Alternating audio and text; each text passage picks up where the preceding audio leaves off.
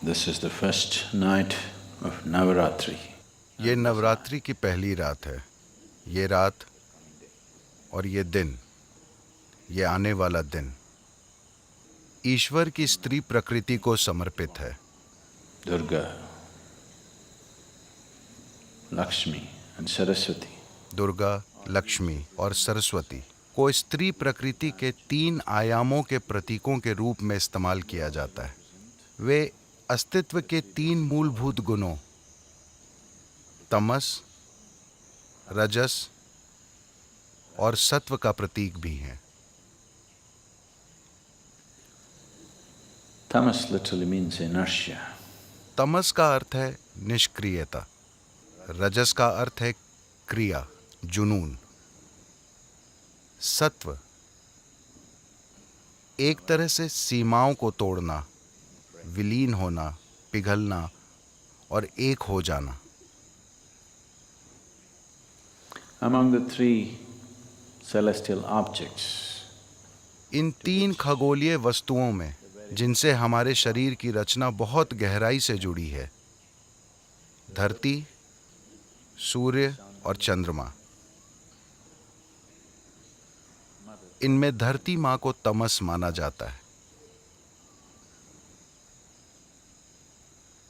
सूर्य रजस है, चंद्रमा सत्व है। those who जो लोग शक्ति की, अमरता की,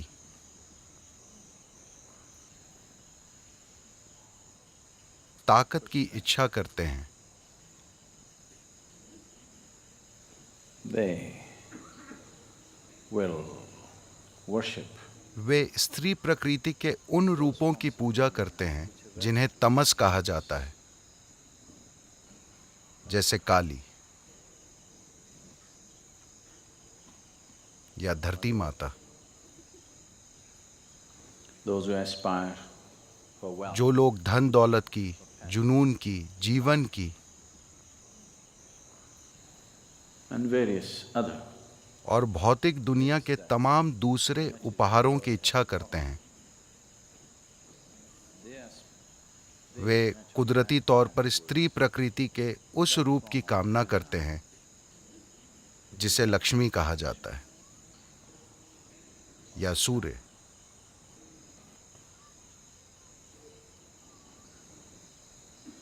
Those who aspire for जो लोग ज्ञान की, बोध की, परे जाने की,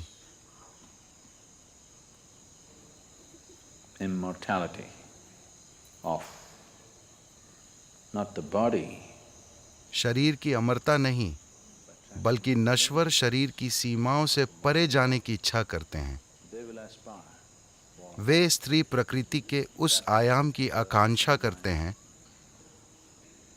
which is referred to as जिसे सत्व कहा जाता है, जिसका प्रतीक है सरस्वती या चंद्रमा। ये तीनों अगले 3 दिन एक एक करके आएंगे। इसे इस रूप में व्यवस्थित किया गया है क्योंकि आखिरकार हम धरती से ही निकलते हैं और हम एक सक्रिय जीवन जी सकते हैं जिसे रजस कहते हैं, देवी की दूसरी प्रकृति। तीसरा, आपके रास्ते में आ भी सकता है और नहीं भी। अगर आपको उन्हें अपने अंदर लाना है तो आपको प्रयास करना होगा, वरना वो आपके अंदर नहीं उतरेंगी। जिन लोगों को ये नहीं पता, लिंग भैरवी की प्राण प्रतिष्ठा 3 मूलभूत चक्रों के साथ की गई है। ध्यान लिंग में 7 चक्र हैं। she has only 3 chakras to उनमें सिर्फ 3 चक्र हैं जो तमस, रजस और सत्व के 3 आयामों का प्रतीक है। Tamas is the nature of the earth and today is her day and she is the one who gives birth. तमस पृथ्वी की प्रकृति है और आज उनका दिन है और वही जन्म देती हैं। गर्भ की जो अवधि हम कोख में बिताते हैं वो समय तमस है ये अवस्था लगभग शीत निद्रा जैसी होती है, मगर विकास होता रहता है। So tamas is the nature of तो तमस पृथ्वी की आपके जन्म की प्रकृति है। जैसे ही आप बाहर आते हैं आप सक्रिय हो जाते हैं, रजस शुरू हो जाता है।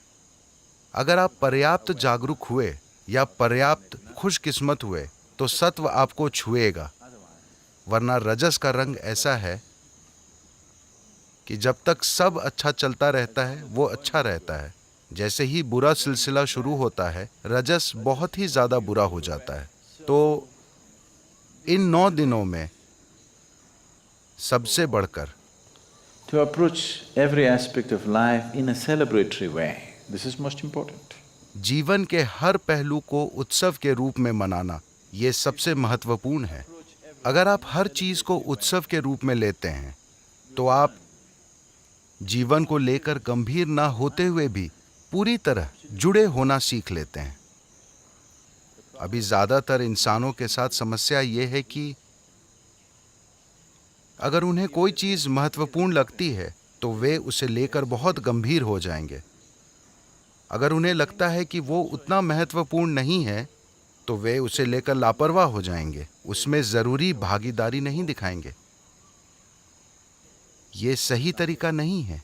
सही रास्ता, जीवन का रहस्य बस यही है, Seeing everything हर चीज को बिना गंभीर हुए देखना, मगर पूरी तरह जुड़े रहना, किसी खेल की तरह। यही वजह है कि जीवन के सबसे गहन पहलुओं का उत्सव मनाया जाता है, ताकि आप उसे चूके नहीं। अगर आप गंभीर हैं, तमिल भाषा में या अंग्रेजी में भी, वो बहुत गंभीर स्थिति में है का मतलब आपको पता है कि अगला कदम किधर होता है। और ढेर सारे लोग गंभीर स्थिति में हैं। उनके साथ सिर्फ एक ही चीज होती है जिसकी कोई अहमियत है, बाकी चीजें उनसे कतरा कर निकल जाएंगी, क्योंकि जिस चीज को वे गंभीर नहीं मानते वे उसमें भागीदारी और समर्पण नहीं दिखा पाते। सारी समस्या बस यही है। तो आज वो दिन है, आप धरती पर बैठे हैं, आपको बस उनके साथ एक होकर रहना सीखना चाहिए। आप वैसे भी उनका एक हिस्सा हैं। जब उनकी मर्जी होती है केवल तभी वे आपको निकालती हैं, जब वे चाहेंगी वो आपको खींच लेंगी। तो जो पूरी तरह निष्क्रियता थी वो गतिशील रजस बन गई है।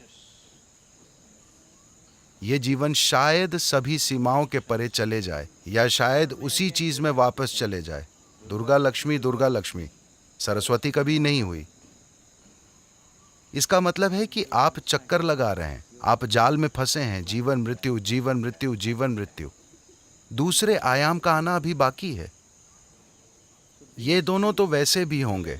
जो निष्क्रियता की अवस्था में है वो रजस और सक्रियता की स्थिति में आएगा और फिर कुछ समय के लिए वापस निष्क्रियता की अवस्था में और फिर सक्रियता की अवस्था में चला जाएगा। ये एक व्यक्ति के रूप में आपके साथ हो रहा है, ये पृथ्वी के साथ हो रहा है, ये आकाश गंगा के साथ हो रहा है, ये पूरे ब्रह्मांड के साथ हो रहा है। वो निष्क्रियता की स्थिति में जाकर फिर सक्रिय होता है और फिर निष्क्रियता की अवस्था में चला जाता है। मगर महत्वपूर्ण चीज ये है कि इसमें इस चक्र को तोड़ने और परे जाने की क्षमता है। तो देवी के इन 3 आयामों की भैरवी या लिंग भैरवी के रूप में प्रतिष्ठा की गई है। आपको अस्तित्व और पोषण के इन आयामों को अपने लिए प्राप्त करने में सक्षम होना चाहिए, क्योंकि आपको इन तीनों की जरूरत है। पहले 2 की जरूरत आपकी अच्छी जिंदगी और खुशहाली के लिए है। तीसरा परे जाने की आकांक्षा है। तो नवरात्रि इसके साथ शुरू होती है। यह न सिर्फ एक शानदार प्रतीक है, बल्कि ये ऊर्जा के स्तर पर भी सच है। हर महीने, सिर्फ साल में एक बार नहीं, अमावस्या के बाद हर महीने पहले 3 दिन ऐसे होते हैं। अमावस्या निष्क्रियता की अवस्था है, जिसमें पांचों तत्व अपने अंदर एक तरह के एकीकरण से गुजरते हैं। अगला दिन हल्की निष्क्रियता का होता है, फिर वो सक्रिय होता है। इसके बाद परे जाने की गुंजाइश होती है। चंद्रमा प्रकट होने लगता है, जो निष्क्रियता की अवस्था में और उसके बाद सक्रियता और उलझन की अवस्था में था, उसने अब परे जाने की एक संभावना खोली है। of transcendence. ये हर महीने हो रहा है। This particular month is a little more pronounced. ये महीना कुछ अधिक स्पष्ट होता है, क्योंकि ये अमावस्या साल की दूसरी अमावस्याओं से अधिक स्पष्ट थी। सभी 12 या कभी कभी 13 अमावस्याओं में से ये सबसे शक्तिशाली होती है, जो कल थी। आज पहला दिन है। आज दुर्गा या काली का दिन है। Enjoy the Navaratri and make use of it. Navratri का आनंद लें और उसका लाभ उठाएं। Those of you who are जो लोग कुछ खास तरह की साधना कर रहे हैं, जैसे ब्रह्मचारी और कुछ दूसरे लोग, उनके लिए किसी भी दिन से कोई फर्क नहीं पड़ता, मगर बाकी लोगों के लिए ये मायने रखता है। making use of little supports that nature offers is good to make use of. प्रकृति हमें जो छोटे छोटे सहारे देती है, उनका लाभ उठाना अच्छी बात है। अपनी खुद की शक्ति के साथ आगे बढ़ना असंभव नहीं है, लेकिन ज़्यादा लोग ऐसा नहीं कर पाए हैं, बस इतना ही। तो इन 9 दिनों का लाभ उठाएं। अगर आप इन 9 दिनों के लिए यहाँ हैं, तो कृपया उसका लाभ उठाएं। आपको देवी के साथ थोड़ा समय बिताना चाहिए। इन 9 दिनों में ऐसा करना बहुत अच्छा होगा।